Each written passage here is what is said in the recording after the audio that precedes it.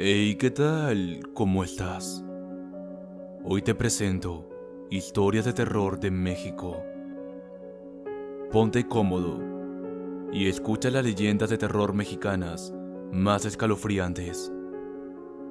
Empezamos.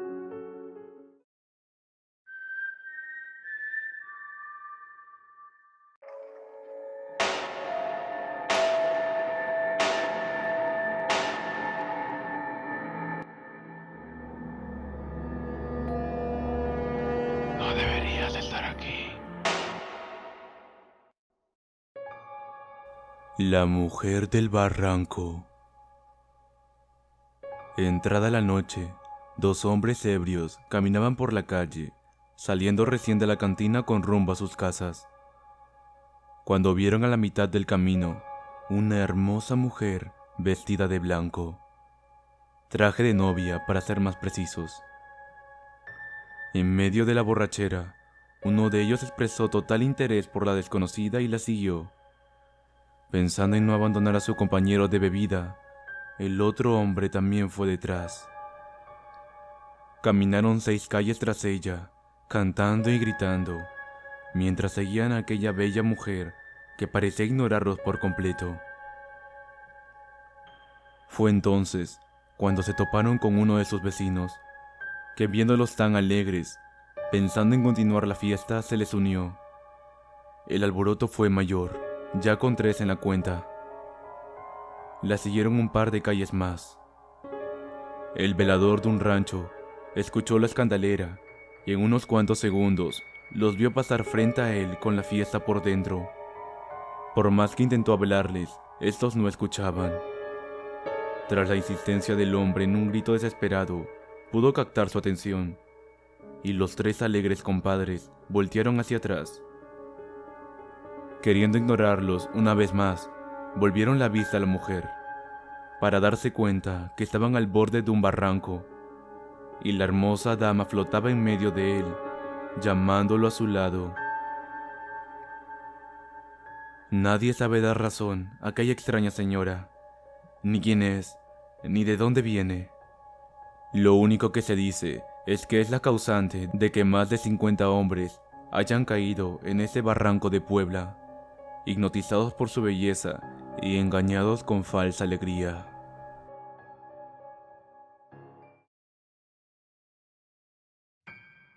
La rata gigante de la Merced. El mercado de la Merced es uno de los más grandes y tradicionales del centro de la Ciudad de México. Se dice que debido a la gran cantidad de basura y alimento disponible, las ratas se crían con gran facilidad en la zona. Se han hecho muchos servicios de exterminación, con buenos resultados. El número de roedores ha disminuido considerablemente. Aunque no todas las personas están de acuerdo a que haya menos animales gracias a las medidas tomadas, sino que se le atribuyen a un elemento más, una rata gigante para ser precisos, que algunos describen como del tamaño de un conejo. Otros incluso la comparan con un perro. Quienes la han visto correr por ahí dicen que hasta come gatos, pero lo más trágico de esto es que dicen que es capaz de usar un bebé como cena. Se cuenta que una noche, una joven de 16 años, madre de un bebé de apenas 4 meses, ignorando su responsabilidad, lo llevó a otra habitación, pues había cansado ya de sus llantos. Después de un par de minutos de estar solo, el bebé lloraba con más fuerza, a lo cual la joven respondía con un grito ordenándole callar, y escondiendo la cabeza bajo la almohada. Pasaron así casi 20 minutos, en lo que la abuela del pequeño llegó a casa. Escuchando el llanto de su nieto, reprendía a la joven desde lejos mientras iba hacia él. Se llenó su rostro de horror cuando pudo ver frente a ella la cobija del pequeño cubierta de sangre. De un grito desesperado y rabioso le dijo a su hija: «¿Qué hiciste con el niño, tú, chamaca del demonio?». Acercándose al lugar, la chica le respondía: «Ahí está el escuincle, vieja histérica». pero para su sorpresa, él no se encontraba en el lugar donde lo dejó. Lo encontraron entonces bajo la cama, con medio cuerpo metido en un hoyo de la pared. Cuando lo jalaron hacia ellas, se dieron cuenta de que al no caber por el agujero, la rata le estaba comiendo el brazo desde ahí. Al serle arrebatado el bebé, salió con furia intentando pelear por él, pero las dos mujeres salieron corriendo deprisa con el niño en brazos.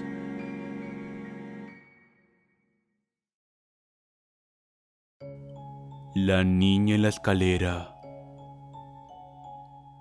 Hace algunos años, en una linda casa en medio del bosque, vivía una familia de 3 hijos y su madre, la cual se unió al poco tiempo con un hombre, convirtiéndolo en padrastro de los pequeños. Pero este tipo era muy violento. Maltrataba a los niños sin razón, les quitaba sus alimentos, les negaba el agua, hasta los golpeaba solo por gusto. Aunque trataba muy mal a los 3 niños, parecía tener un odio mayor por la hija de 10 años, a quien golpeaba de forma más salvaje. Llegó un día hasta el punto de arrojarla por las escaleras, y la pequeña murió al instante. Para no enfrentar el castigo por lo ocurrido, el resto de la familia huyó a alguna ciudad que se desconoce. La casa pasó a manos de otra familia, que duró poco tiempo en ella, pues escuchaban a menudo la voz de la pequeña pidiendo ayuda. Las siguientes personas que habitaron esa casa se quedaron el tiempo suficiente para escucharla llorar y gritar en medio de la noche, hablando cuando la gente estaba de espaldas y al voltear no veían nada. También golpeaba en ocasiones la puerta para pedir un poco de agua, pero lo más inquietante de su presencia era cuando se paraba en la escalera, pues no se sabe si estaba cuidando a los demás para que no se cayeran, o a propósito aparecía para tirarlos como lo hicieron con ella y corrieran su misma suerte. Siguen sin conocerse sus intenciones, pues hasta el momento el hecho de verla para muchas familias ha sido suficiente, y la casa ahora permanece abandonada, porque esa niña estará ahí por siempre.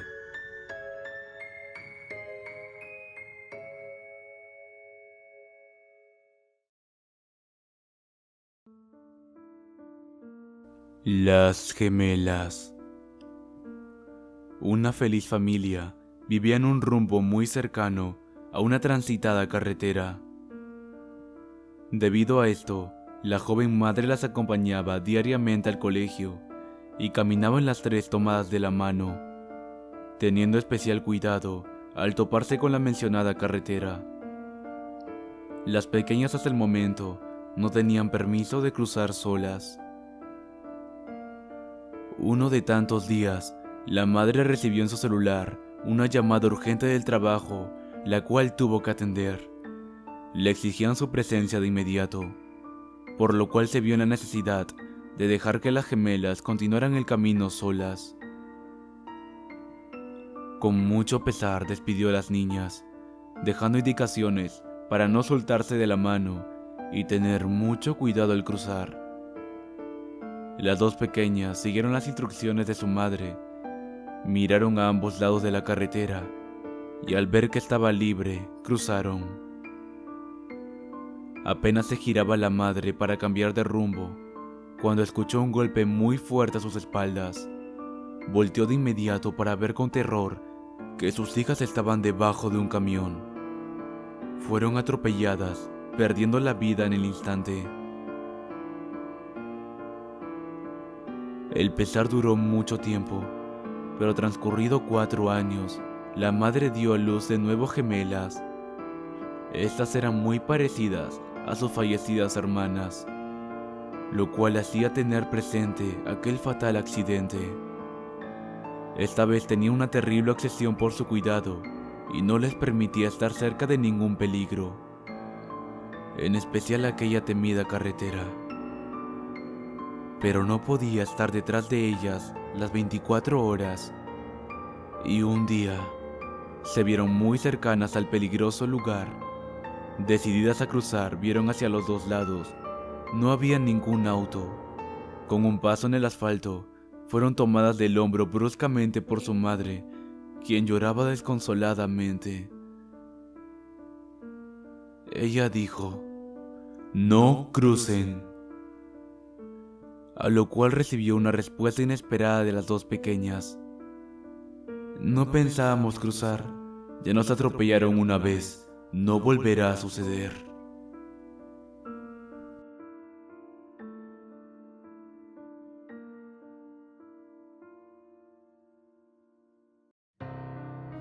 La mestiza y la perra.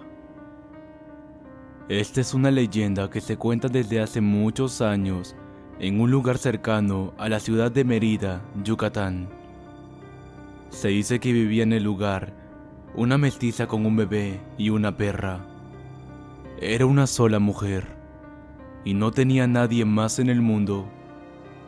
Era también muy pobre y todos los días tenía que encaminar a un lejano pozo para llenar los cántaros. Recorría ese camino una y otra vez hasta no poder más. Un día, como cualquier otro, se rompió la rutina, pues el bebé no paraba de llorar. Lo hacía tan desesperadamente que la mujer dudaba en ir al pozo por el agua, pero sabiendo que tenía que hacerlo, intentó callar al niño sin resultado. Como tampoco podía llevarlo con ella, cayó presa de la angustia y se desquitó con la perra, gritándole maldiciones. «Maldita perra, lo único que haces es estar echada. Si tan solo me ayudaras a dormir al niño, pero ni para eso sirves», le reclamó al inocente animal. Después del mal rato, la mujer salió enojada de la casa rumbo al pozo. Cuando venía de regreso a lo lejos, empezó a escuchar una hermosa voz. Entre más se acercaba a casa, se percataba que de ahí venía el tierno sonido angelical. Pero al abrir la puerta, no imaginaba lo que ahí encontraría. La perra estaba parada en dos patas, meciendo al bebé que descansaba en la hamaca. Lo arrullaba para que no llorara, mientras le cantaba una dulce canción con aquella voz melodiosa. La impresión de la mestiza fue tal que los cántaros cayeron de sus manos. El susto no abandonaba su cuerpo, haciéndola temblar, y al mismo tiempo quedarse inmóvil en la puerta. Los demás cántaros que ya había cargado empezaron a caer también, como si alguien los pateara. Sorprendentemente, salía de ellos una cantidad de agua tan abundante que ni en el mismo pozo había visto brotar con tanta intensidad. El lugar se inundó, convirtiéndose en un ojo de agua, donde cualquiera que entre muere ahogado en circunstancias sospechosas. Y dicen los que han estado suficientemente cerca, que se ve en el fondo del agua clara a la mestiza, el niño y a la perra.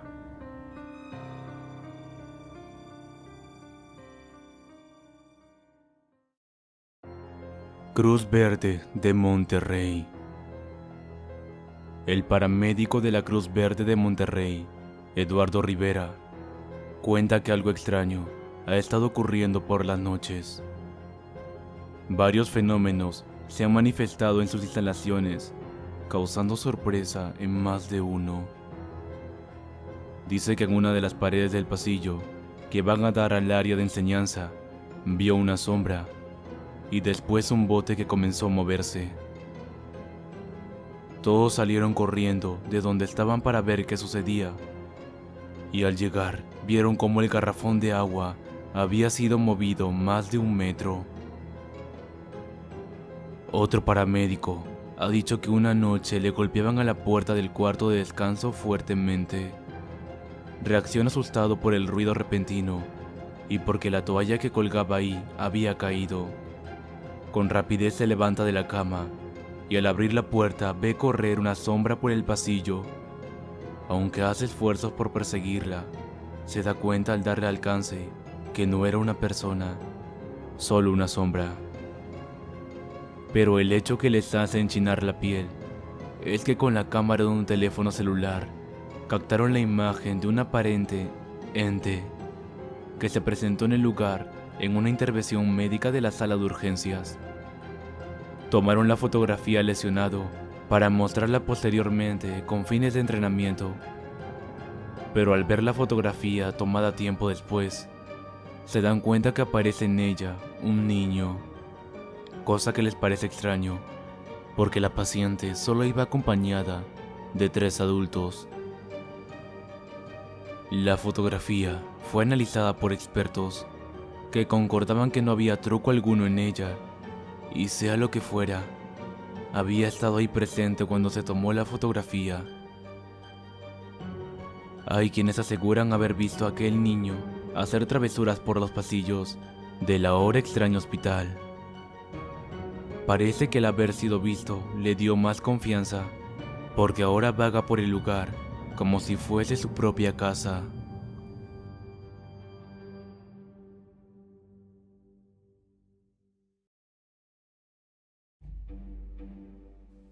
La mujer de blanco de Cósala. Existe una casa en Cósala, pueblo mágico en Sinaloa, en donde las apariciones de una mujer de blanco han trascendido generaciones.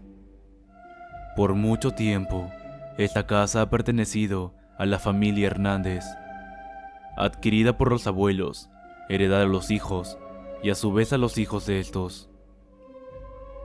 Desde la primera generación de esta familia que habitaron en aquella casa, pudieron presenciar apariciones de la mujer completamente vestida de blanco, con una túnica larga, el pelo suelto y que no camina de forma natural.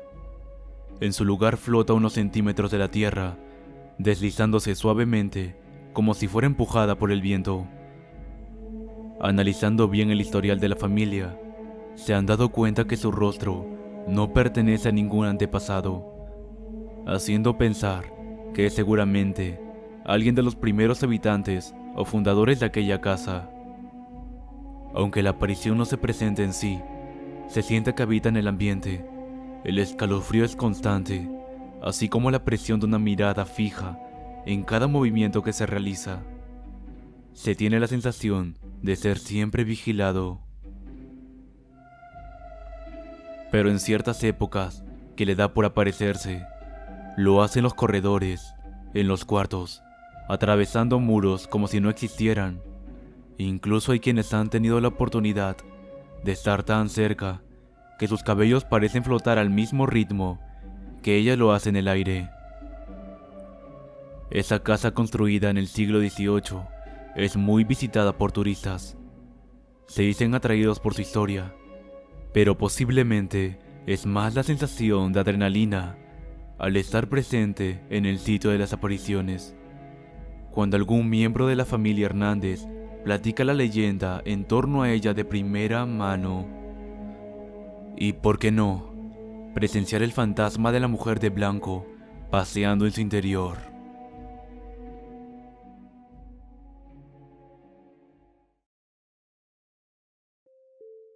La casa de la tía Toña.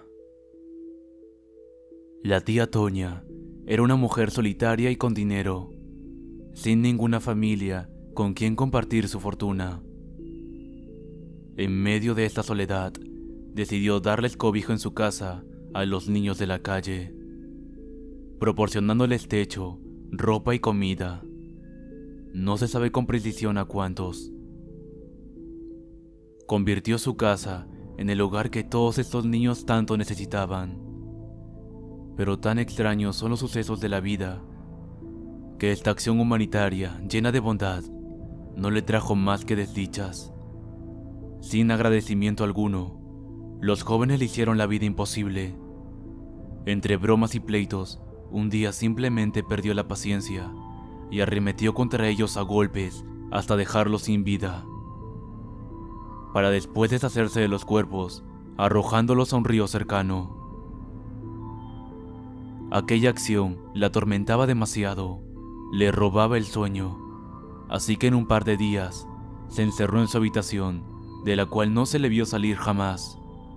Ahogada en su pena y tristeza, se convirtió en leyenda, debido a que, en aquella casa, ubicada en la tercera sección del bosque de Chupaltepec.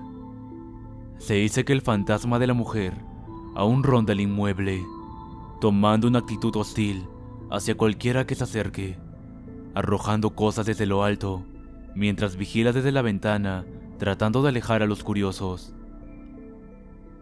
Son muchos quienes aseguran ver su silueta en las ventanas de aquella gran casa, asegurando que simplemente, al pasar cerca, se siente una enorme presión sobre los hombros, acompañada de una fuerte sensación de ser visto fijamente.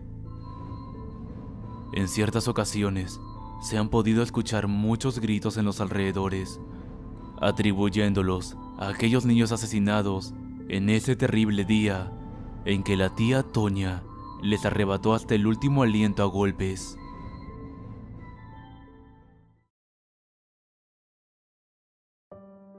La niña fantasma de Gabriel Mancera. La leyenda que se comparte hoy ha circulado de boca en boca por los habitantes de las colonias del Valle, Narvarte y sus alrededores. Para precisar una ubicación, es en el cruce del eje vial número 5, mejor conocido como Eugenia, y el eje vial número 2, también conocido como Gabriel Mancera.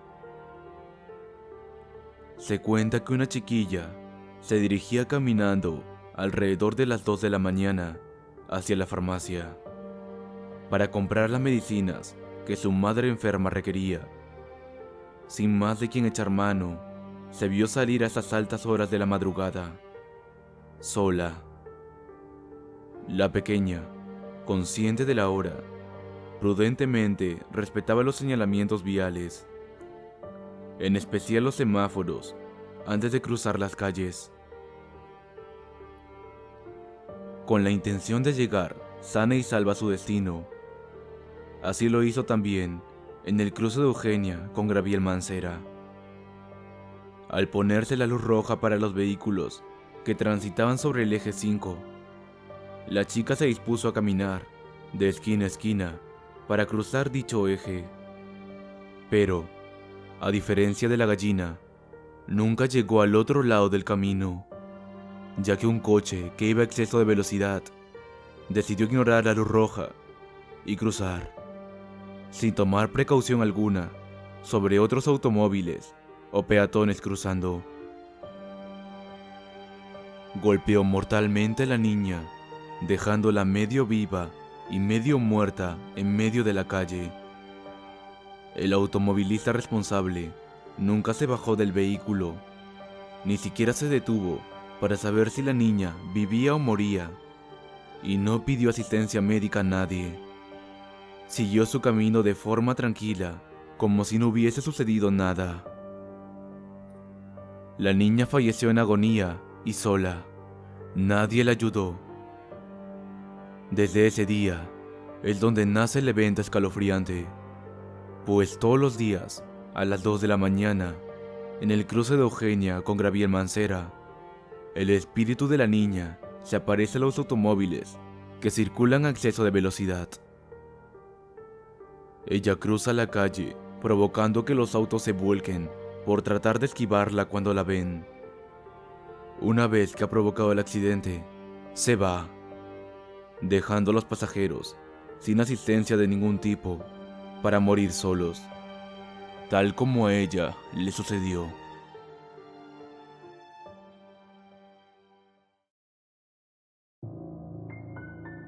La calle de Don Juan Manuel. Cuenta la tradición que hace muchos años vivió un hombre muy rico. Este hombre se llamaba Don Juan Manuel, que estaba casado con Doña María, una mujer bella y virtuosa. Pero la tristeza de aquel hombre estaba marcada por no haber tenido descendencia. La pena lo consumía tanto que decidió enclaustrarse en el convento de San Francisco.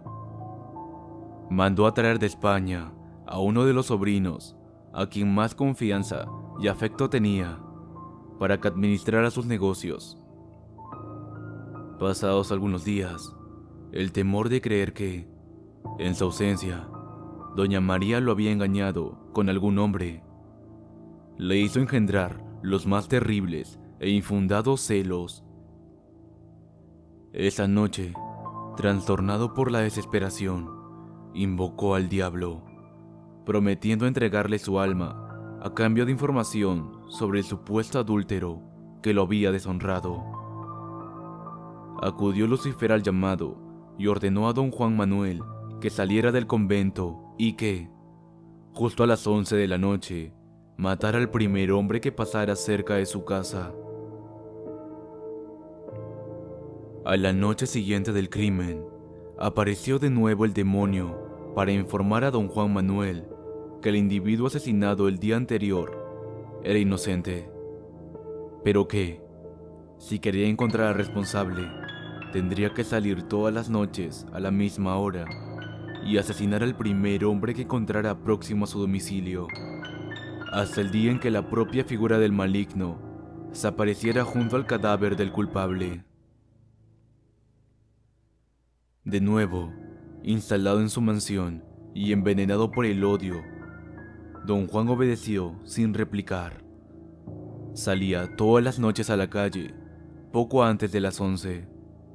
Cubierto con una capa negra, esperaba al primer individuo que pasaba enfrente y, acercándose, le preguntaba la hora. Todos le respondían siempre, las 11. Y él les contestaba, «Dichoso usted, que sabe la hora de su muerte». Brillaba el puñal en las tinieblas, se escuchaba un grito sofocado, el golpe de un cuerpo que caía. Terminado el sangriento trabajo, el asesino, mudo, impasible, daba la vuelta y tranquilamente regresaba a sus habitaciones. Una de tantas mañanas, tocaron a la puerta del caballero. Era la ronda que, día a día, recogía el nuevo cadáver y lo transportaba a casa de sus deudos. Don Juan Manuel, al examinarlo, reconoció el cuerpo de su querido sobrino. La impotencia y la desesperación parecieron volverlo a la realidad. Desconcertado y arrepentido, corrió al convento de San Francisco. Entró a la celda de uno de los más sabios y fieles religiosos y, uno a uno, confesó todos sus crímenes, alegando que, al cometerlos, se encontraba bajo las órdenes de Lucifer. El reverendo, sin perder la calma, le mandó como penitencia, para poder absorberlo de sus culpas, que se presentara al pie de la horca durante 3 noches seguidas y rezara un rosario. Durante la primera noche, cuando aún no concluía el rosario, don Juan Manuel escuchó, sin saber de quién ni de dónde provenía, una voz sepulcral que suplicando decía: «Un Padre Nuestro y un Ave María por la salvación de don Juan Manuel». Temeroso, el arrepentido volvió a su casa y esperó hasta el amanecer para ir al convento y contarle a su confesor lo sucedido. Este le indicó que continuara con su penitencia, ya que era la única manera en la que conseguiría la absolución. Humilde, sumiso y obediente, don Juan estuvo a las 11 en punto en la horca, pero aún no había comenzado a rezar, cuando vio un cortejo de fantasmas que con cirios encendidos conducían su propio cadáver en un ataúd. Más muerto que vivo, tembloroso y desencajado, se apresuró a casa de su confesor y, temiendo cercana la muerte, le pidió que le concediera la absolución. El sacerdote, satisfecho con el buen comportamiento del caballero, decidió otorgarle el perdón, con la condición de que no faltara esa última noche a cumplir su penitencia.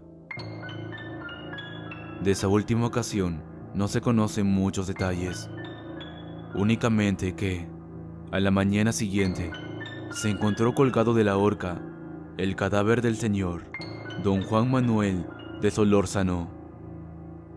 La leyenda asegura que fueron los propios ángeles quienes colgaron a don Juan Manuel. Se dice que sus pecados nunca fueron perdonados.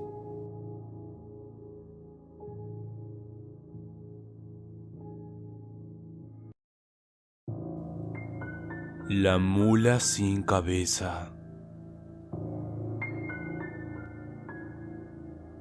La mula sin cabeza, que circula en todas partes, es muy conocida,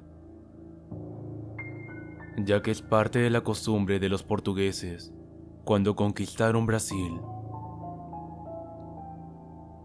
Pero yo les quiero contar una leyenda mexicana del pueblo de mis abuelos, en Nueva Rosita, y nada tiene que ver con la ya tan conocida historia. Mis abuelos, que vivían en lo que ahora ya es una ciudad, pero que en los años 20 aún era un pueblo de cientos de habitantes. Circulaba la leyenda de la mula sin cabeza, que a todas las malas personas se les aparecía. Era como un emisario del mismo demonio, para agradecer a los que se dedicaban a esparcir o proclamar las maldades. De boca de mi abuela, cuenta que aunque mi abuelo no era una mala persona, siempre fue renuente con la religión. Se consideraba ateo. Y digo que se consideraba, ya que una situación que le pasó le hizo cambiar de parecer. El abuelo tenía la única tortillería del pueblo, por lo que tenía que ir a todas las rancheras a comprar el maíz para realizar su masa. Esto era una vez cada semana, ya que lo que compraba le aguantaba esos días. En una de esas ocasiones, el último de los granjeros que le vendía el producto tuvo un pequeño inconveniente y tardó más de lo programado. Por lo consiguiente, el abuelo en la carreta con su burro salió con rumbo a su pueblo ya entrada la noche. Salir a estas horas de la noche, en aquellas épocas, era algo que nadie hacía. Era muy arriesgado y se le tenía más miedo a los muertos y aparecidos que a los vivos que no eran tan malos como hoy en día. Y al pasar por un montón de piedras, la carreta sufrió un desperfecto, con lo que tuvo que detenerse. El burro comenzó a ponerse inquieto, y de un tirón se quitó amarras y corrió como desaforado. Con el miedo en las entrañas, el abuelo solo le queda esperar. Pero lo que llegó le dejó helado. Era la mula sin cabeza, que había pasado a su lado, saliendo fuego de su cuello, buscando algún alma para llevar al reino de su amo. Al ser ateo el abuelo, no sabía qué hacer. Empezó a rezar, ya que su esposa sí era religiosa, algo que hizo que el animal, o lo que parecía una mula, se fuera sin buscarlo. Desde ese día, fue el más fiel feligrés en la iglesia del pueblo y nunca más salió tarde de algún lugar.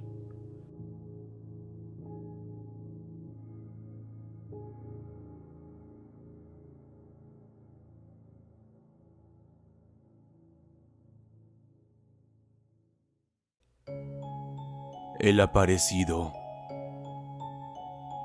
Se dice que Romualdo Juárez, líder de una comunidad de agricultores del estado de Michoacán, trataba muy mal a todos sus agremiados,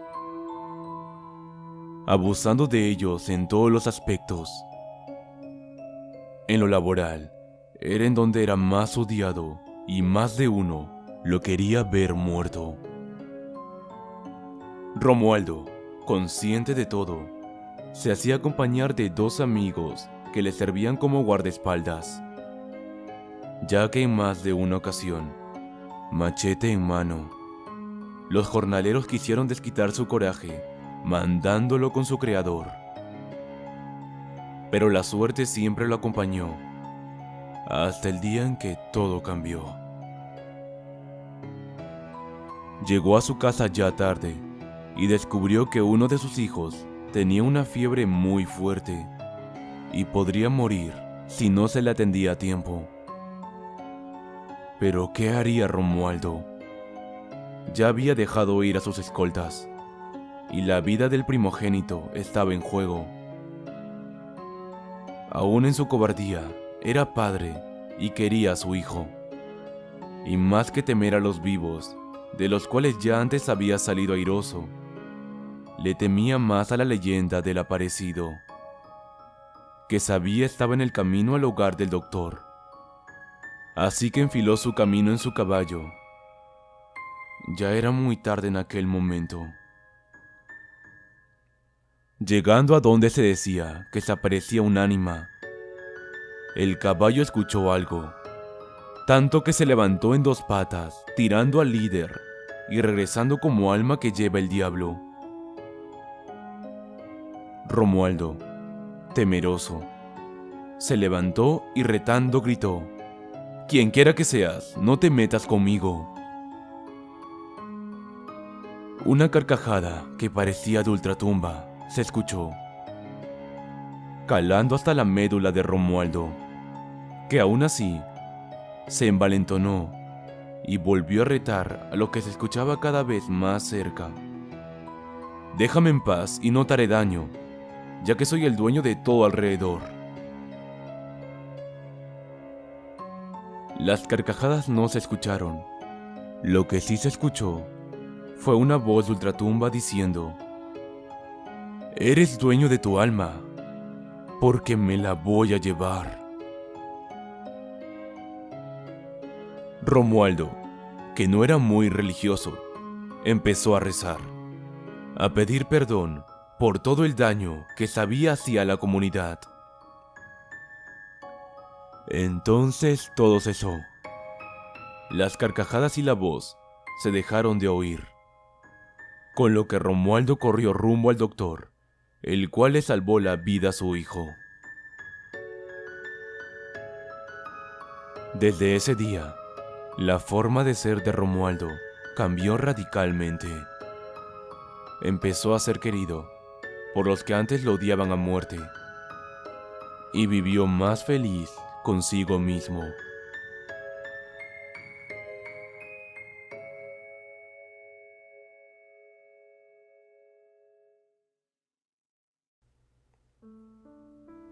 La niña del panteón.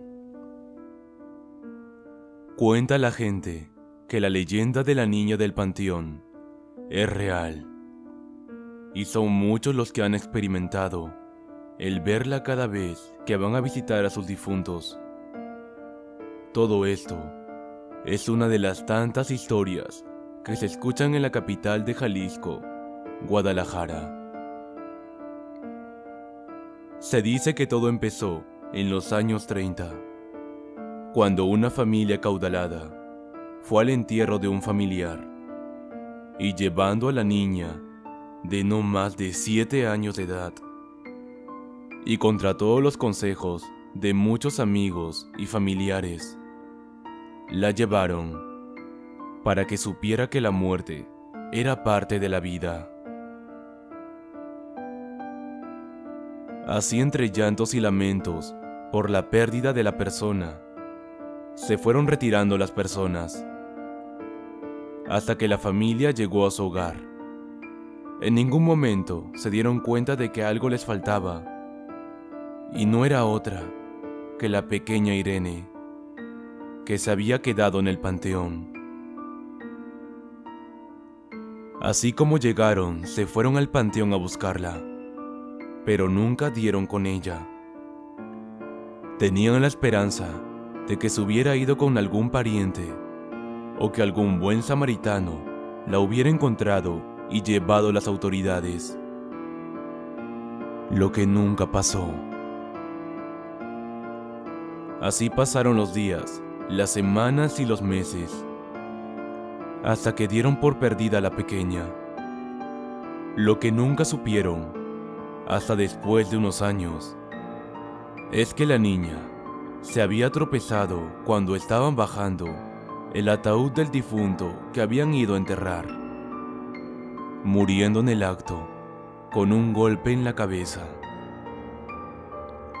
Solo se dieron cuenta cuando fueron a enterrar al cónyuge de la persona, y al juntar los restos salieron los de la niña que había muerto por la caída. Desde ese día, en esa tumba se aparece una niña que con todos quiere jugar. Si le dejas juguetes, estos a los días desaparecen. Y saben las personas que se trata del espíritu de Irene, que aún no encuentra descanso en su alma.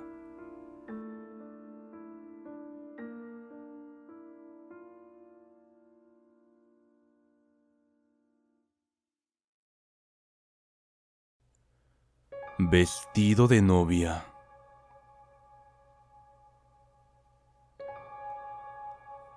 Los años 40. En cualquier parte del mundo, las mujeres aún no tenían la voz y el voto que el día de hoy tienen muchas de las damas, lo que hacía que fueran sujetas a muchas penurias.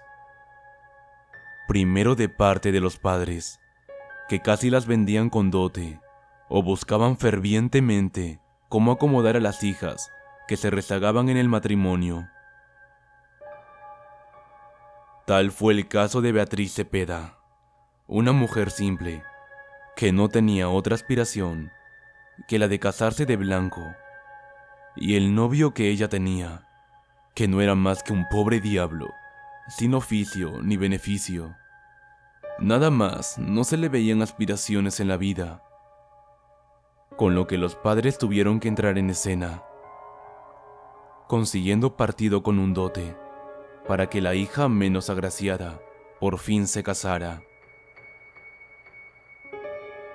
Beatriz comprendía que ella no se mandaba sola, así que aceptó todo lo que sus padres impusieron, con lo que al paso del tiempo llegaron con un caballero distinguido, y el cual se notaba que estaba interesado por ella. Se comprometieron, pero los padres tuvieron la mala fortuna de creer en el hombre, con lo que le dieron la dote, y a su hija le compraron el mejor vestido de novia que el dinero podía comprar en esas fechas. Todo estaba listo. La fecha de la boda llegó. Los invitados llegaron.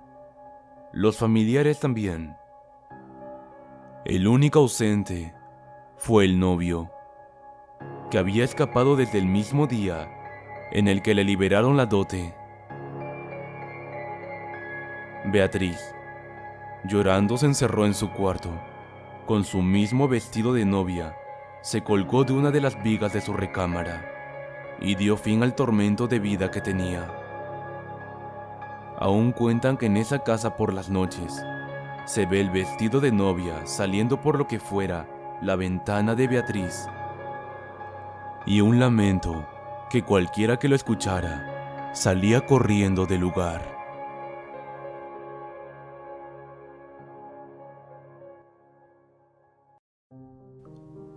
Puerto de San Blas. En el pequeño puerto de San Blas, en Nayarit, hay un viejo edificio conocido hoy como la Contaduría. En tiempos pasados, fue un famoso fuerte, levantado en 1768 por el rey Carlos III. Era una mansión de los barcos destinados a California y Sonora, allá por las épocas de conquista. Aunque el fuerte fue abandonado por muchos años, sigue de pie, conservando entre sus paredes aquellos momentos de gloria y sufrimiento. Este sitio fue pisado por Hernán Cortés y por el cura más joven de la historia, José María Mercado. En épocas de independencia, se guardaban en él más de 500 cañones. En la actualidad, solo se conservan 8 de ellos. Había también muchas otras armas que sirvieron de apoyo a Miguel Hidalgo en la batalla. Entre tantos muertos, uno de ellos fue precisamente el joven cura que en una batalla cayó al barranco, muriendo al instante. Lo curioso del hecho que rodea el lugar es que a pesar de todas aquellas muertes violentas en tiempos de guerra, no hay un solo dato de que el fantasma que ronda los corredores tenga relación con la historia previa del lugar. Una mujer vestida de blanco se pasea por los pasillos. De forma tranquila, va y viene a cualquier hora, sin molestar a ninguno de los guardias que custodian el lugar, que aunque no tengan contacto directo con la prisión, sí sienten cierto temor a lo desconocido. Tal vez el hecho anterior no levante muchos sustos, pero lo que ha ganado la renuncia de muchos vigilantes ha sido lo que sucede en el camino que recorren para llegar al fuerte. Muchos de ellos tienen que salir o entrar ya caída la noche. Se encuentran entonces rodeados de gritos. Mientras caminan, son seguidos por caballos y carretas, que solo escuchan pero no pueden ver. Y se topan con un monje que siempre va de camino a una de las iglesias en ruinas en el camino al fuerte. Una leyenda poco conocida fuera de sus alrededores, pero sin duda es inquietante no saber de dónde viene el fantasma de aquella mujer.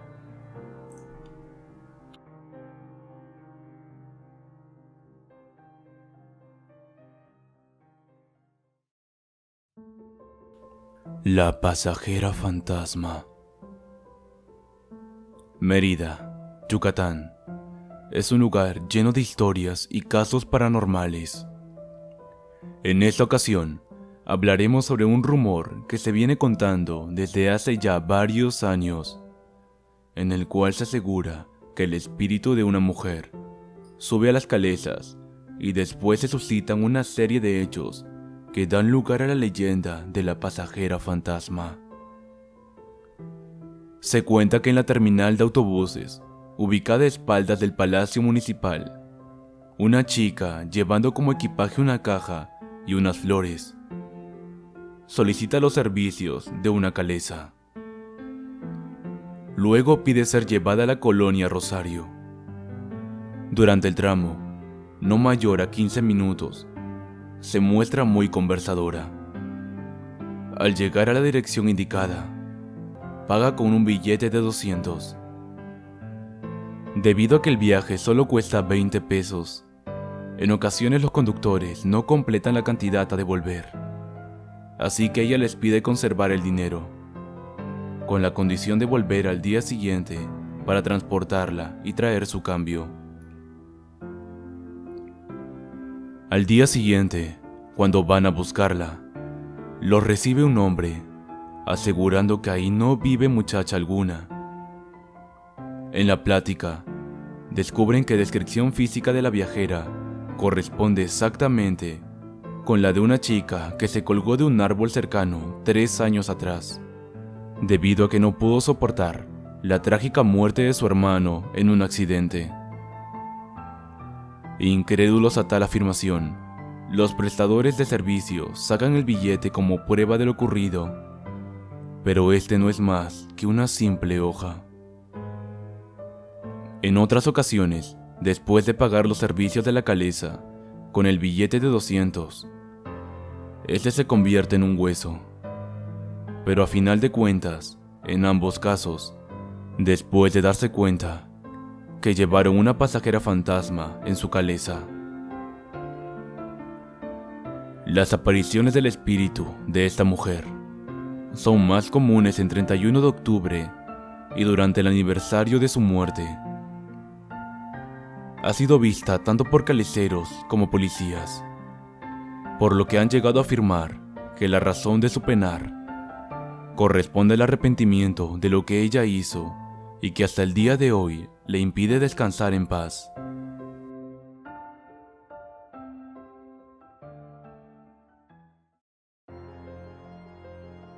La fiesta de mi prima. Hace 2 semanas, una de mis primas me pidió prestada mi casa, pues quería celebrar el cumpleaños de su hijo y no tenía dinero como para organizarlo en un local. Les dije que no habría ningún problema, siempre y cuando dejaran el patio tal y como lo encontraron. Ese fin de semana me fui de paseo con mi novia, y cuando regresé a mi hogar, aquello era prácticamente zona de desastre. Las mesas que habían rentado para el evento aún estaban ahí, al igual que los sucios manteles. En el piso había migajas del pastel y manchas de refresco. Mi prometida me dijo que no me enfadara, ya que no podía hacer nada para remediar esa situación. También me comentó que si quería que se quedara para ayudarme a limpiar la casa, a lo que yo sin duda respondí que sí. Ella tomó unas bolsas de basura y yo agarré una escoba y un recogedor. En eso estábamos, cuando mi novia recibió una llamada en su teléfono y tuvo que dejarme, pues era algo relacionado con su mamá. Seguí limpiando hasta que unas carcajadas hicieron que dejara esa tarea. Es la risa más aterradora que se pueden imaginar. Volteé hacia la derecha y ahí estaba un payaso con la cara deforme y una gran nariz de color rojo, de la cual brotaban chorros de sangre. Debo decir que les tengo miedo a los payasos desde que recuerdo, así que esa situación fue espantosa para mí. El bufón me hacía señas con una de sus manos y vi que en uno de sus dedos emergían unas garras enormes. Retrocedí hasta donde estaba la escoba, la jalé y al hacerlo dejé entrar los rayos del sol, con lo cual el personaje se dispersó. Luego me puse en cuclillas para recuperar el aliento y observé una hoja de periódico abajo de la mesa. En primera plana aparecía la foto de ese tenebroso payaso, acompañado de la leyenda: asesinado en una fiesta infantil.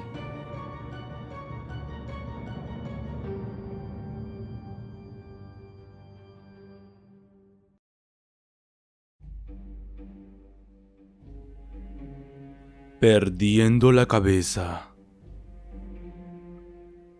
Una de las leyendas cortas mexicanas es una que aconteció en los barrios mineros de San Benito Potosí. La gente no se atreve a desafiar el implacable frío del invierno. Aparte de ello, existen muchas calles, aún sin siquiera una pequeña luz de alumbrado público.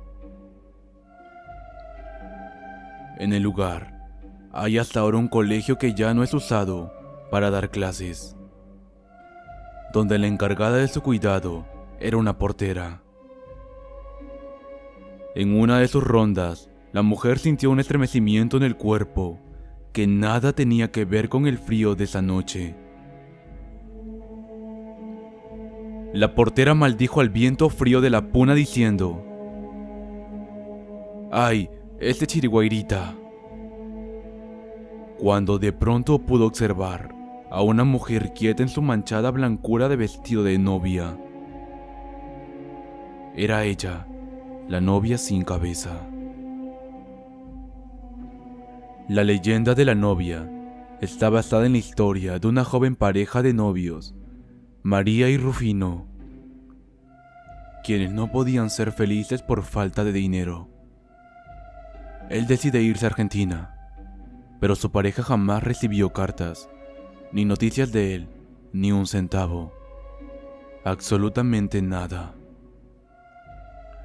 Pasaron los años y el hombre no volvía, razón por la cual, tiempo después, María decide casarse con un pretendiente que llevaba años persiguiéndola y ofreciéndole seguridad. Al llegar el día de la boda, y ya habiéndose dado el sí, en la puerta de la iglesia se topó con Rufino, quien se acercó a felicitarla. Mientras lo hacía, clavó una hacha a la altura del cuello de María. Su cabeza terminó rondando en el piso. Con el asesino encarcelado, al novio no le quedó otra que irse de Potosí. Ya nadie circula por el colegio Cleto Loaiza, ni para intentar ver en el ventanal el reflejo de la triste novia. Muchos dicen que ella regresa a este lugar casi siempre para llorar sus penas.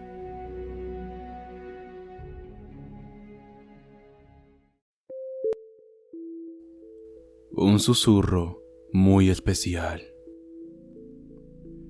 Esta es la historia del pequeño Marco, un hijo único de una familia mexicana residente del Distrito Federal. Se trataba de una familia realmente joven.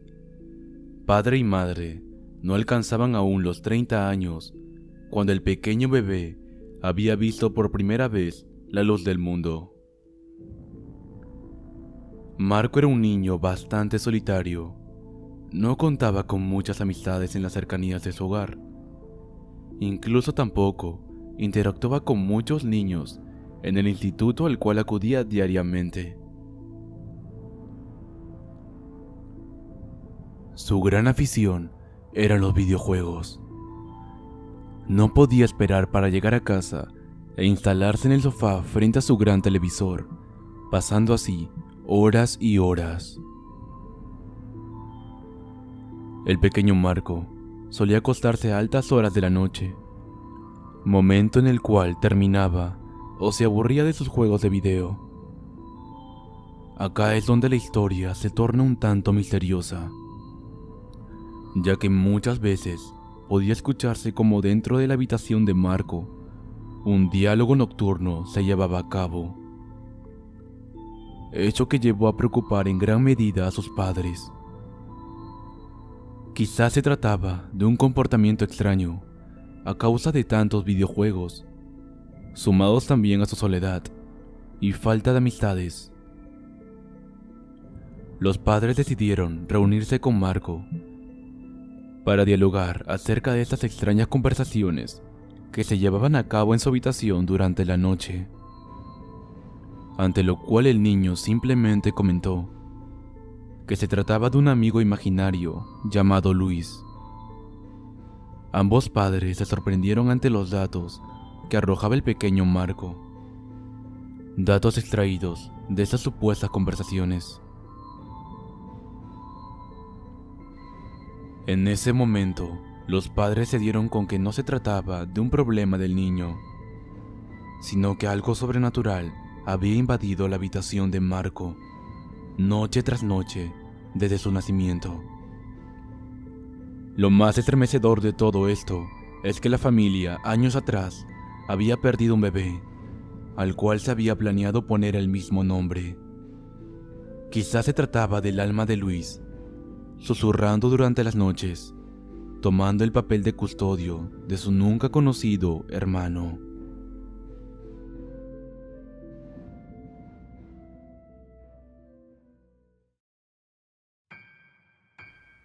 Cerro de la Bufa.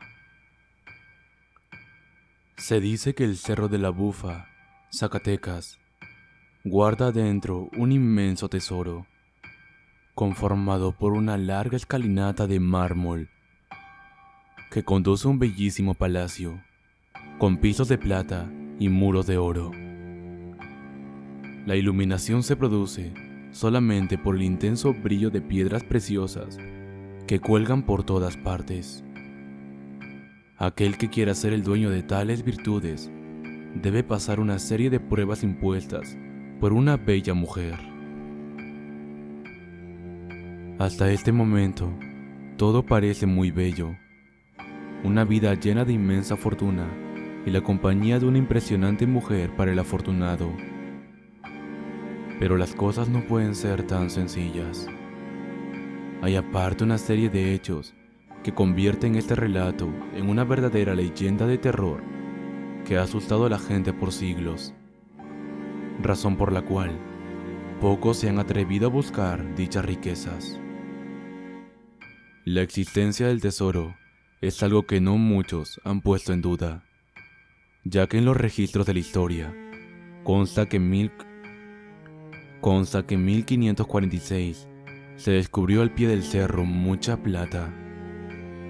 Con respecto a la mujer, se dice que es una princesa encantada que se aparece en lo más alto del cerro solamente una vez al año, durante la fiesta del pueblo. Esta muchacha espera que pase por la vereda algún hombre. Después le pide que la lleve en brazos hasta el altar mayor de lo que hoy es la Basílica de Zacatecas. Debido a la gran hermosura que proyecta, es difícil que alguien se niegue a su petición. Además, les promete revelar información sobre la ciudad encantada que descansa bajo el cerro. Además de cargarla, pone como condición no voltear hacia atrás sin importar los sonidos que se escuchen. Mientras van en camino, el ambiente se llena de ruidos raros y voces llamando al hombre por su nombre, susurrando palabras de muerte, rugidos de animales conocidos y fieras extrañas. Todo un enjambre demoníaco, emitiendo lamentos y quejidos. El miedo poco a poco invade su corazón. Las piernas pierden sus fuerzas. Se dificulta la respiración. Se sabe rodeado, acechado, vigilado, probablemente cazado, y no puede resistir más. Voltea su cabeza y la muchacha que lleva en sus brazos se transforma en una horrible serpiente y todo termina. En los 4 siglos que tiene la existencia Zacatecas, no hubo valiente que soportara traer el infierno a sus espaldas. Todos ellos voltearon a verlo y hasta ahí llegaron. La princesa sigue apareciendo y el tesoro esperando.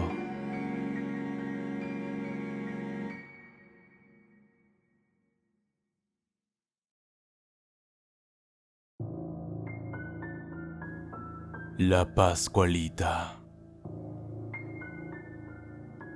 La leyenda de la Pascualita se ha ido haciendo famosa desde ya hace unos años.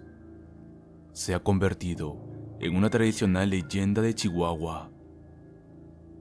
Se sabe que existe en la avenida Ocampo de Chihuahua, México, un negocio de atuendos para novias llamado La Popular, en cuya vidriería se muestra el maniquí de una mujer joven desde el 25 de marzo de 1930. Según cuentan, la dueña del negocio, Pascualita Esparza Perales de Pérez, lo mandó traer directamente de Francia y lo nombró Chonita por llegar en el día de la Encarnación. Desde el primer día de exhibición, todos los que pasaron frente a la tienda quedaron maravillados con la belleza del maniquí y no tardaron también en darle nombre. Solo que en esta ocasión la llamaron Pascualita, debido al gran parecido que tenía con su dueña. En poco tiempo, el maniquí ganó fama, porque era distinto a todos los demás de su época. El acabado en cera, sus ojos de cristal, cabello y pestañas verdaderos, le otorgaron el título de la novia más bonita de Chihuahua, el cual conserva hasta el día de hoy. Pero fue hasta la década de los 60 que empezaron los rumores de que la habían visto moverse, sonreír o bajarse del aparador para caminar por la tienda, los cuales se acrecentaron al morir la dueña en 1967. pues a más de uno le dio por afirmar que el espíritu de la señora se quedó atrapado en su adorado maniquí. Inclusive, algunas empleadas de la Popular renunciaron al ver llorar o moverse la Pascualita.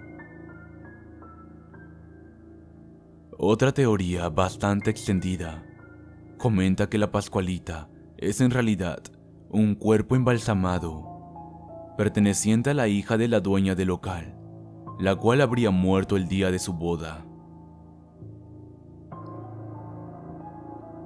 También dicen que, durante la década de los 70, un poderosísimo chamán que visitaba Chihuahua se enamoró de la bella novia del aparador y le dio vida a través de un ritual, para que ella lo acompañara durante todo el tiempo de su estadía.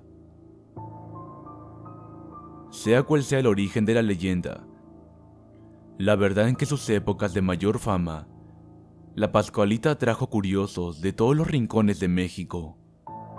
Parece que también las autoridades la revisaron para constatar que no se tuviera un cadáver luciendo en aquel escaparate. Existen alrededor otras historias. Una mujer dice haber sido salvada de la muerte por el maniquí después de recibir un balazo, razón por la cual le enciende velas periódicamente desde entonces. También hay personas que contratan músicos para que le den serenatas a la Pascualita, a fin de que no se sienta sola. Actualmente, muchos siguen creyendo que el maniquí tiene algo sobrenatural, ya que sigue conservando la Popular como la tienda de vestidos de novia más visitada de Chihuahua, y siempre el vestido que lleva la Pascualita es el más vendido.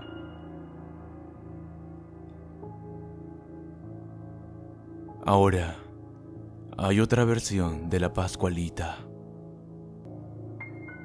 Las historias de muñecas embrujadas son algo que todos hemos escuchado al menos una vez, y lo tenemos como una fábula que han inventado para crear cuentos en base a eso.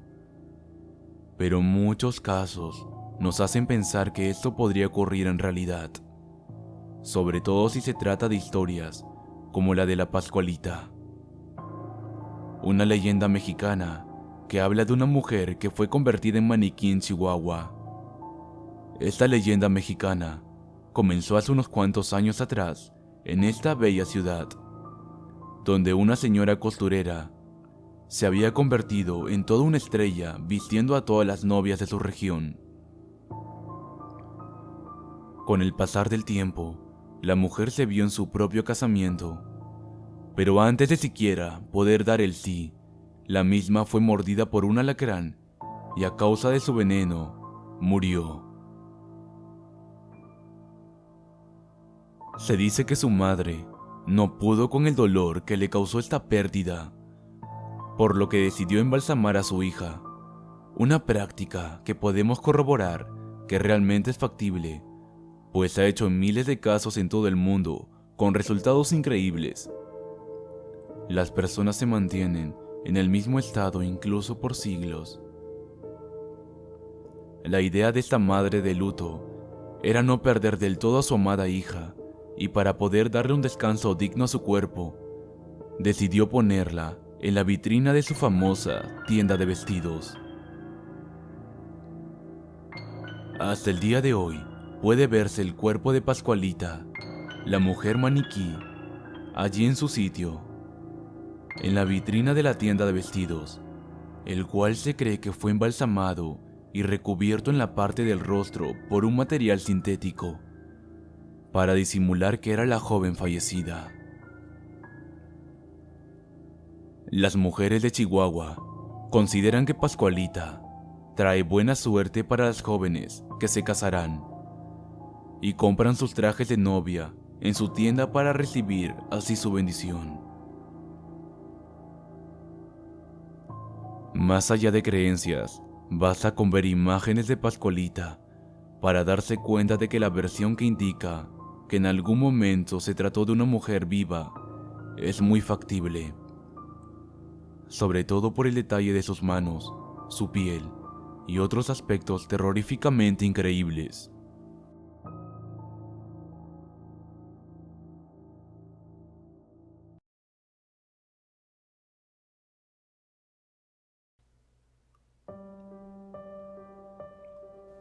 La mujer del velo.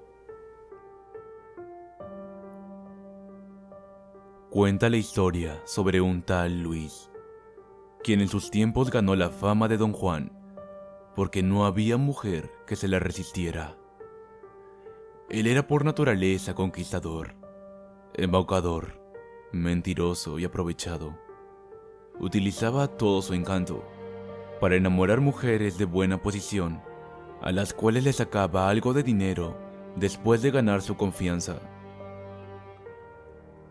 Con su gran pose e intelecto, levantaba pasiones en cualquier lugar. Fue así que Ana, como muchas otras, quedó enamorada con locura de él. Pero realizado su cometido, Luis perdió completamente el interés en ella.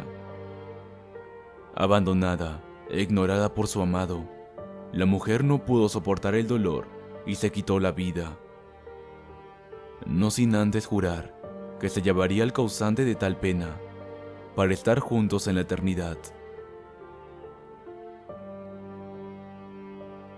El día de Muertos, cuando Luis volvía de sus noches de juerga con unas copas de más, vio la hermosa silueta de una mujer, provocada por el cuerpo más divino del que hubiese podido imaginar.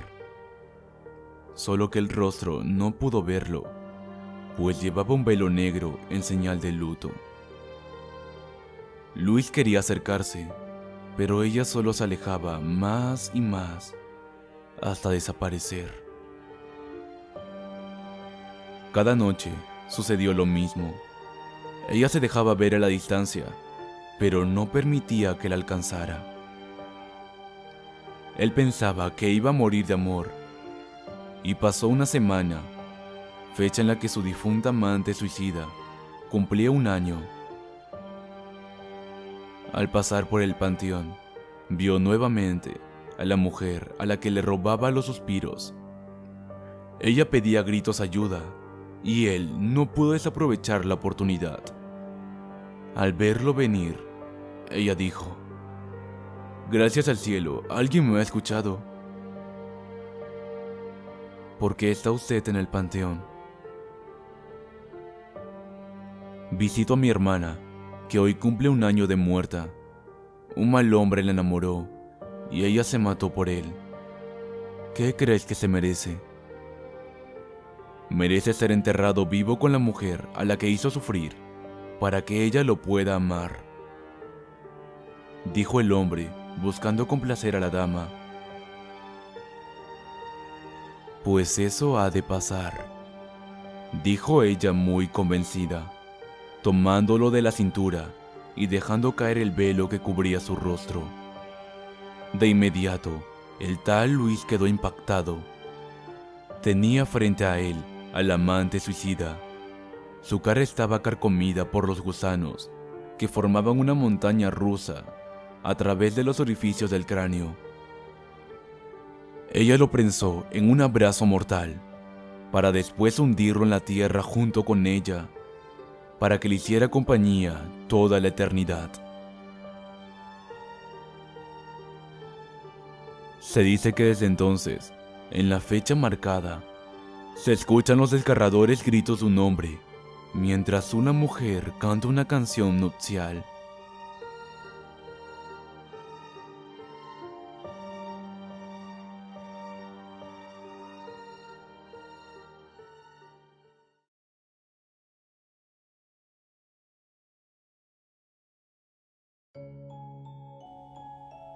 La bailadora del maligno.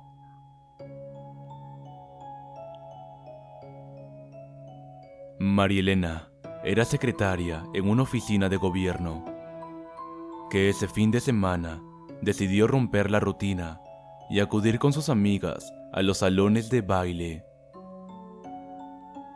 Apenas entraron, algunas miradas indiscretas voltearon hacia ellas, pues María Elena resaltaba entre el grupo por su belleza.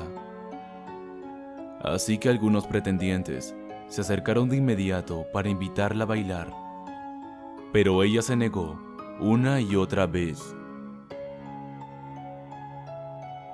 Tiempo después, apareció entre la gente un hombre elegantemente vestido con traje oscuro y corbata de seda. Se distinguía entre los demás. El sujeto iba solo y sonreía. Lucía sus accesorios de oro, por lo que de inmediato varias jóvenes supusieron que se trataba de algún hombre rico en busca de pareja. El recién llegado barrió el sitio con la mirada, hasta encontrar a María Elena, y enseguida se dirigió hacia ella para invitarla a bailar. La muchacha esta vez no se negó, pero notó con extrañeza que el sujeto usaba guantes y, presa de la curiosidad, le preguntó: ¿por qué usa guantes en este clima tan caluroso? Es para no dañar su piel de terciopelo, señorita, respondió el tipo con cierta malicia. Aquel piropo había halagado la vanidad de la joven, que sonreía contenta mientras sus amigas la miraban con envidia. Pasaron toda la noche bailando, hasta que llegó la hora de marcharse, pues el lugar estaba por cerrar. Fue en aquellos tiempos en los que la gente caminaba a todos lados, así que el hombre se ofreció a acompañarlas para protegerlas de cualquier percance. Las chicas aceptaron, y poco antes de llegar a sus casas, el caballero se detuvo de súbito, sujetando a María Elena. El resto del grupo siguió su camino para no interrumpir el romance. Él se disculpó por marcharse argumentando que debía atender un asunto urgente. Ella lo miró a los ojos y adivinó en su rostro algo inusual, mientras el espacio se fue cubriendo de neblina, haciendo la noche más pesada. Él se quitó los guantes para apretar a la joven entre sus brazos y robarle un beso. María Elena se encontraba aturdida, como si hubiera despertado de un pesado sueño. Ni siquiera pudo darse cuenta cuando su galán desapareció inexplicablemente en la penumbra, sin dejar rastro. Asustada, corrió al encuentro de sus amigas, quienes impacientes le hacían preguntas sobre el enigmático personaje, pero les comentó que se sentía un poco mareada. Al oír esto, un velador que caminaba a poca distancia se acercó al grupo para ofrecerle su ayuda, iluminando con una lámpara el rostro de María Elena, quien estaba a punto de desfallecer. Se dieron cuenta que en sus labios, manos, espalda y hombros aparecían huellas de sangre, como si le hubieran desgarrado su piel con uñas afiladas. Fueron entonces al sitio donde ella se despidió del extraño sujeto. Ahí había un montón de ropa negra y unos guantes. Cuando removieron las prendas, percibieron en el ambiente un inconfundible olor a azufre. Además localizaron una pata de gallo con algunas plumas chamuscadas. Horas más tarde, la noticia corrió de boca en boca. Se hablaba de apariciones diabólicas y la chica que bailó con el demonio. Quienes la conocieron dejaron de llamarla María Elena y le decían entonces la bailadora del maligno.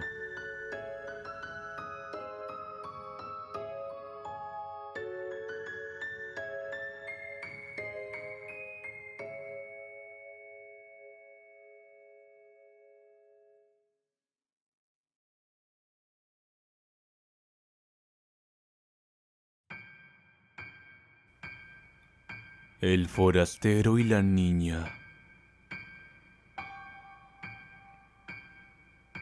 Cuenta la leyenda corta mexicana que en un pequeño pueblo, posado sobre una montaña de la sierra, se aparece una niña endemoniada todas las noches del 21 de febrero, quien camina sobre un sendero y luego desaparece extrañamente. La historia comienza en un poblado, el cual está muy alejado de las carreteras, y cada casa está separada por lo menos 600 metros una de la otra, por lo que pueden pasar muchas cosas y nadie se puede enterar. Un día, un forastero que pasaba por el paraje se hospedó en una de las pequeñas chozas del pueblo, con el fin de pasar unos días descansando y seguir con su camino. Una noche, mientras el forastero estaba en su casa y a punto de dormir, insólitamente llega una niña y le toca la puerta.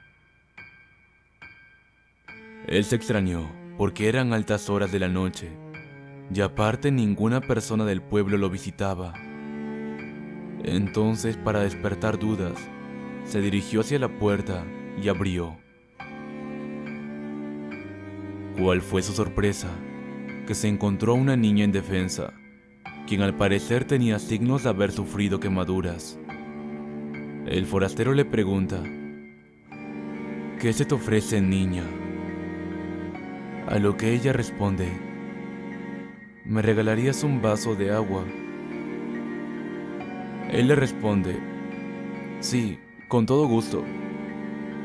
Se encamina un recipiente con agua y vierte en un vaso el suficiente líquido para satisfacer a una persona. El forastero regresa a la puerta y le da el vaso con agua a la niña, y ella se retira. Pasaron 3 días seguidos en que la niña iba todas las noches a la pequeña choza del forastero a pedir un vaso con agua. Sin embargo, el cuarto día, y con un poco de intriga de parte del hombre por saber el por qué la niña acudía a él, le pregunta: ¿tienes papás? ¿Quién es tu papá? ¿Dónde está? Y la niña, con una expresión malvada, exclamó con una voz fuerte: mi papá es el diablo. Misteriosamente, el forastero muere a los 2 días de haber tenido esa mala experiencia. Y desde entonces, cuenta la leyenda que todas las noches del 21 de febrero se aparece una niña por los alrededores del pueblo en busca de un poco de agua y de su siguiente víctima.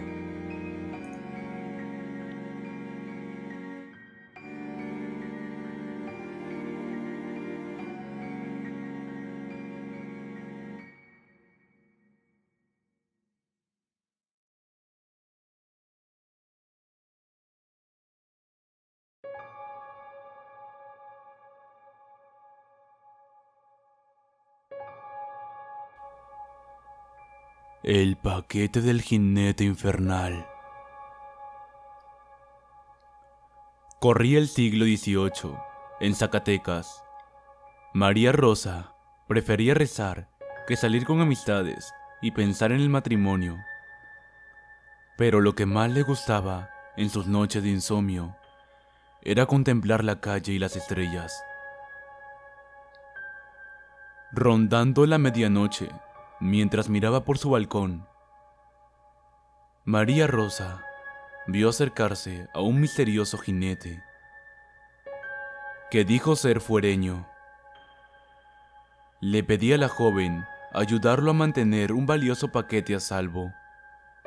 La muchacha aceptó y el jinete quedó de volver por sus pertenencias al día siguiente a la misma hora. María Rosa sentía curiosidad por el contenido del paquete y la mañana siguiente lo abrió. Después de ver lo que había dentro, de inmediato fue a contárselo a su confesor. El cura le aconsejó que consiguiera un bebé recién bautizado y que en cuanto llegara el desconocido, hiciera llorar al niño para deshacerse de aquella presencia maligna. Así lo hizo María Rosa. Aquella noche, muerta de miedo, no se asomó por el balcón a la hora pactada, y el jinete, al no verla, empezó a gritarle enfurecido: «Más vale que me entregue personalmente el paquete si quieres seguir viva».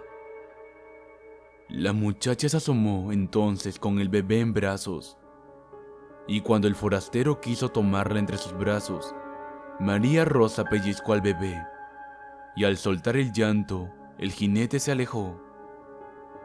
Pero no para siempre, pues el desconocido regresó cada noche durante varios meses. El confesor de María Rosa exorcizó entonces la calle y mandó a poner 3 cruces sobre ella y una más en la entrada de la casa de la chica. Aquella misma noche, el jinete volvió, y al posarse frente a la cruz de la casa, un rayo se descargó sobre él y su caballo, y ambos desaparecieron para siempre. María Rosa no volvió a abrir jamás el balcón, ni reveló el contenido del paquete. Solo se sabe que era un pretexto del jinete para llevársela quién sabe a dónde. Se dice que aún en estos días, después de una noche estrellada, se encuentran pisadas de caballo frente al balcón de María Rosa.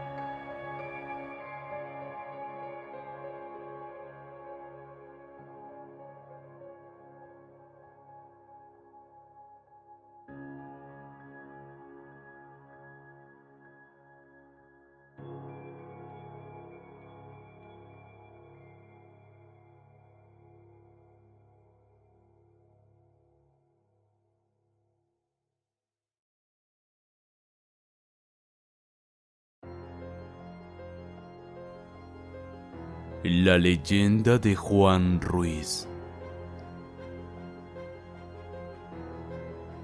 Cerca de la cueva de Alcalicán, allá en Amecameca, por el camino a Tlamacas, existe una peña en la cual los peregrinos que transitan rumbo a Basílica de Guadalupe dicen que se aparece el demonio. Cuentan los vecinos que hasta allá llegó un día Juan Ruiz, conocido por invocar al demonio cada vez que se emborrachaba. Y en una de esas, se le presentó e hicieron un contrato firmado con su propia sangre. Después de lo acontecido, Juan recibió en su casa la visita de un hombre muy elegante. Se escuchaba que descargaban dinero, y el señor Ruiz se hizo muy rico. Con el paso del tiempo, su actitud era extraña. Se le notaba inquieto. Tras la presión de sus parientes, les contó que había empeñado su alma y que incluyó en aquel contrato otros miembros de su familia. Dicho lo anterior, Juan Ruiz huyó al monte. Familiares y vecinos fueron en su búsqueda, armados de cera, palmas y agua bendita. Casi le dieron alcance, pero una nube negra se apareció en el camino y cuando se despejó, él ya iba muy lejos. Siguieron sus huellas y descubrieron que junto a sus pisadas había también las de un macho cabrío. Encontraron uno de sus guaraches en el camino y al llegar a la cueva de la peña encontraron el otro. En la entrada de la cueva, un letrero escrito con sangre que decía: «Aquí, en esta cueva, se da de alta a Juan Ruiz». Con el paso del tiempo, la familia de Juan Ruiz volvió a quedar muy pobre Un día, en el Río de la Verdura, entre las calles de Silvestre López y Cruz Verde, el puente se cayó mientras pasaban por ahí varios niños.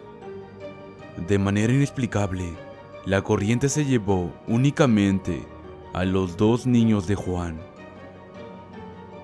Y de igual manera, muchos de sus descendientes han muerto en forma trágica. Dicen los lugareños, debido al pacto hecho con el demonio.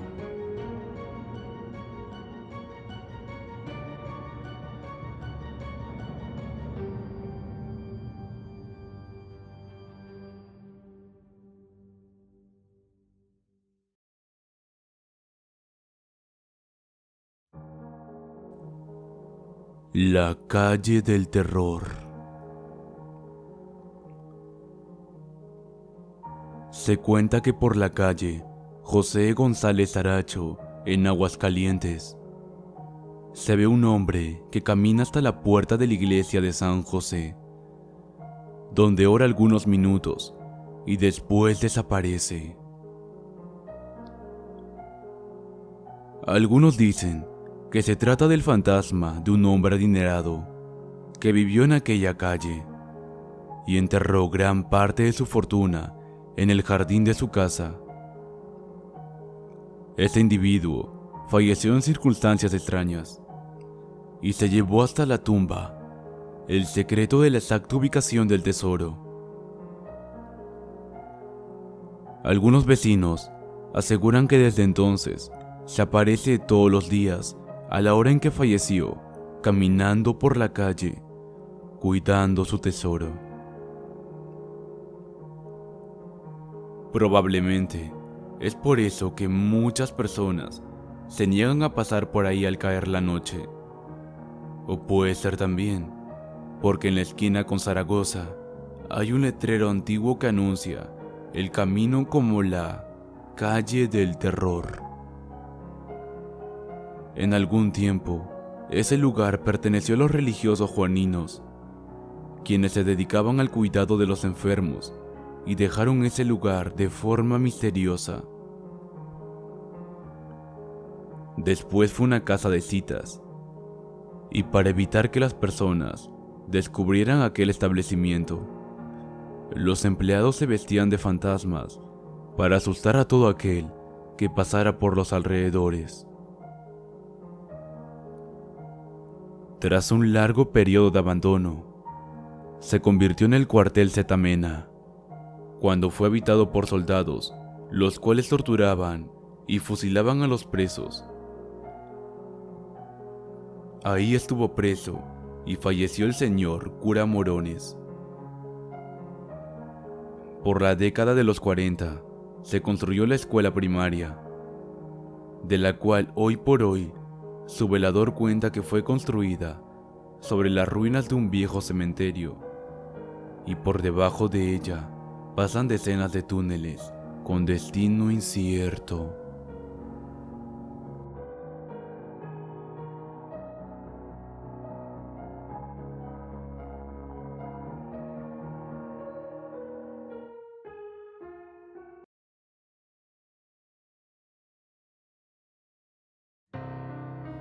La hacienda embrujada de Cholul. La hacienda San Pedro Cholul es una hacienda abandonada del municipio de Mérida en el estado de Yucatán, México. Se encuentra al oriente de la autopista que conduce de Mérida a Motul. El nombre San Pedro Cholul hace referencia al apóstol Simón Pedro y Cholul, que en idioma maya significa madera en el agua. Dicha hacienda tuvo su máximo esplendor durante el auge nequedero a finales del siglo XIX y principios del XX. Se cuentan 2 historias que datan de esos tiempos, tratando de explicar el origen de su embrujo. La primera de ellas dice que existía en el sitio una pareja de trabajadores que estaban a punto de contraer matrimonio. Pero antes de que esto sucediera, un capataz de la hacienda ultrajó a la muchacha y como venganza, el prometido le quitó la vida al agresor. Pero el pobre campesino, al ser una buena persona, no pudo con el remordimiento de cargar a cuestas la muerte de un semejante y se suicidó al poco tiempo. Al enterarse de esto, los padres del trabajador, que eran brujos, lanzaron una maldición a la hacienda y todo el que se encontrara en ella. La segunda versión de los hechos cuenta que en 1910 el patrón de la hacienda era un hombre cruel que disfrutaba de maltratar y humillar a sus trabajadores. Les lanzaba monedas desde su balcón para pagarles el trabajo hecho, sin ofrecerles un sueldo. En cierta ocasión, que regresó de un viaje, todos los trabajadores esperaban por él completamente enfurecidos. Lo bajaron del coche y lo agarraron a machetazos en la puerta de la casa grande. Cuando lo creyeron muerto, les dio una gran sorpresa, pues vieron que de entre sus pantalones salió una enorme cola roja, igual a la del diablo. Sea cual sea la versión real de lo que sucedió en aquellos tiempos, al día de hoy, la gente del pueblo se niega a hablar del tema, se enojan y se alteran si alguien pregunta. Pasada las 5 de la tarde, el lugar luce como si ya estuviera muy entrada la noche. El viento silba y sopla cargando con él murmullos y quejidos, además de que se tiene la sensación de ser siempre observado o perseguido. Esto atrajo a muchos grupos satánicos que realizaban ahí incontables rituales.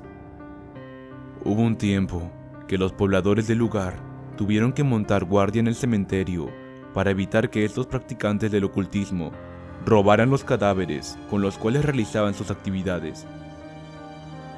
Aún así, se pueden ver por el lugar restos de animales y huesos humanos, así como ropa de personas de todas las edades, regadas por el suelo.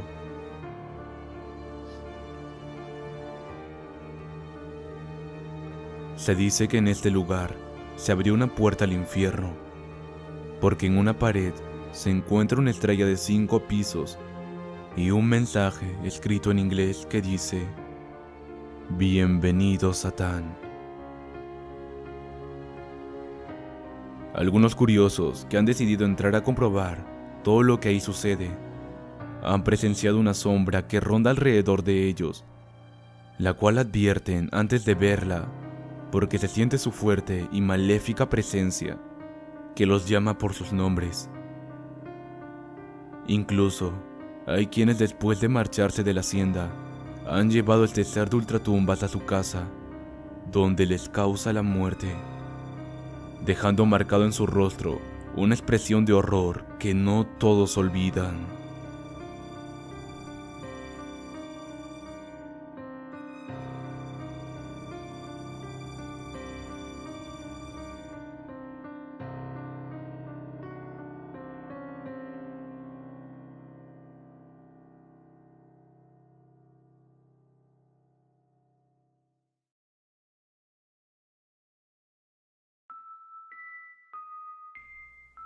El jinete sin cabeza. El jinete sin cabeza, una leyenda que cuenta sobre un cliente habitual de la cantina. Llegó aquel día pidiendo a sus amigos unos pesos para llevar a su hijo enfermo con el doctor.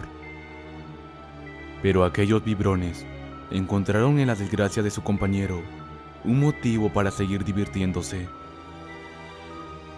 Uno de ellos le dijo: "No tengo ni un peso, pero te comparto un secreto. Dicen que si alguien monta el caballo negro que corre por la loma y logra domarlo, lo llevará a la cueva de su antiguo amo, que está llena de oro, y ahí puedes agarrar todo lo que quieras para tu chamaco". Por supuesto que aquello era mentira. Lo habían inventado en ese momento para burlarse de su amigo. Pero el otro andaba tan desesperado que se enfiló a la loma y sobre la rama de un árbol. Esperó el caballo y se dejó caer sobre él. Con tanto relinchido y movimiento, la cabeza del hombre quedó colgada en aquella misma rama, y su sangre cubrió completo los ojos del animal. La bestia emprendió la carrera, con el cuerpo del hombre a cuestas. Sus manos habían quedado bien sujetas al pelaje, y en unos segundos, ambos cayeron por el despeñadero. Hombre y bestia estaban ahora unidos por un lazo de sangre y muerte. No se sabía cuál era uno y cuál el otro. La sangre corría como un río salvaje, haciendo grietas en la tierra seca, que la succionaba como si estuviera sedienta. Se llenó de burbujas y en un momento comenzó a arder. Entre el fuego intenso, ambos cuerpos fueron tragados por la tierra. Los sujetos no hablaron de lo sucedido a nadie, pero en el amanecer de cada siguiente día, encontraron sobre alguna puerta la quemadura de una herradura. La séptima noche después de lo ocurrido, entre las rocas de la cañada, un eco insistente les crispaba los nervios. Parecían cascos de caballo que avanzaba a trote lento, dando tiempo a que todos lo escucharan. Alcanzaron a divisar a lo lejos una bola de fuego que bajaba por la loma, así que todos se fueron a refugiar a sus casas. Desde alguna pequeña grieta entre las paredes, los mirones vieron un inmenso caballo negro, cuyas patas y crin eran solamente llamas y exhalaba fuego.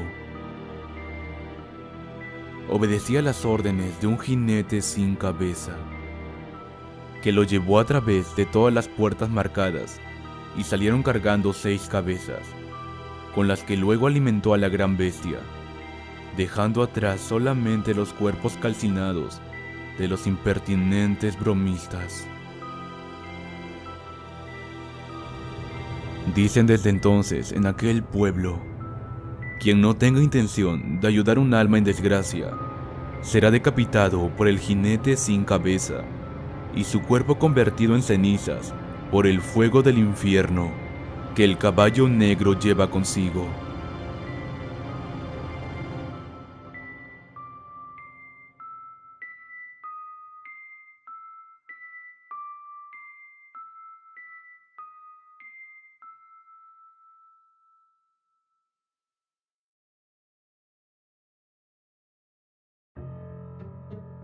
La Casa de los Espantos.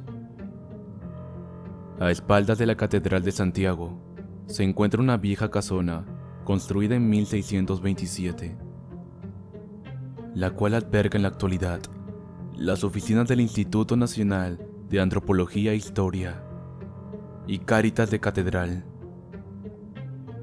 Por muchos años fue conocida como la Casa de los Espantos, pues los espíritus recorrían las habitaciones, haciendo crujir la madera del suelo, moviendo objetos. Sus voces se escuchaban por todo el vecindario. Puertas y ventanas se azotaban sin importar si era de noche o de día. Después de la revolución, su nuevo dueño se desanimó por rumores acerca de los fantasmas que habitaban la casa. Así que, junto a algunos amigos, se armó de valor e intentó pasar una noche en la mansión para comprobar la falsedad de los espantos. A la medianoche, mientras jugaban cartas, el grupo notó que un halo de luz provenía de una de las recámaras. Cautelosos y empapados de sudor frío, abrieron la puerta y se encontraron con una escena, como proyección de cinematógrafo, en la cual actuaban solamente espectros.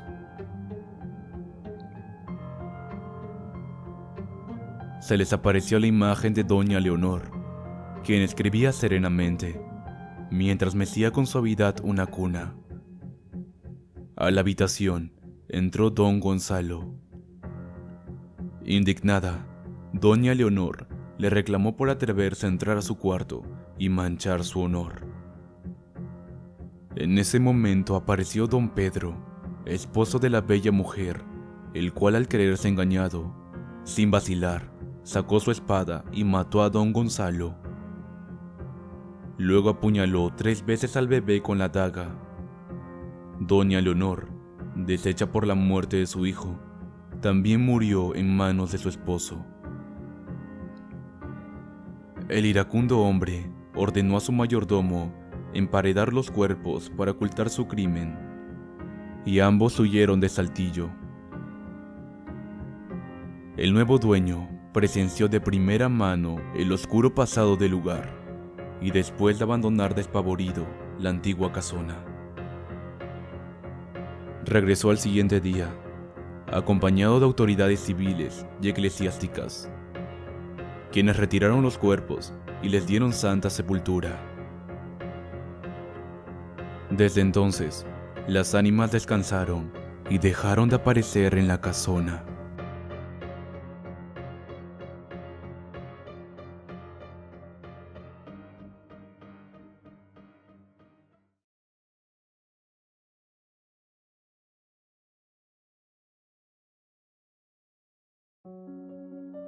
Y bueno, esto ha sido todo. Antes que te vayas, si el video llega a más de 200 likes en menos de 5 días, subiré otro video, con la misma temática, claro. Así que si eres nuevo, suscríbete al canal y activa la campanita de notificaciones. Subo contenido con regularidad, así que puedes estar esperando nuevos videos. Nos vemos. Suerte.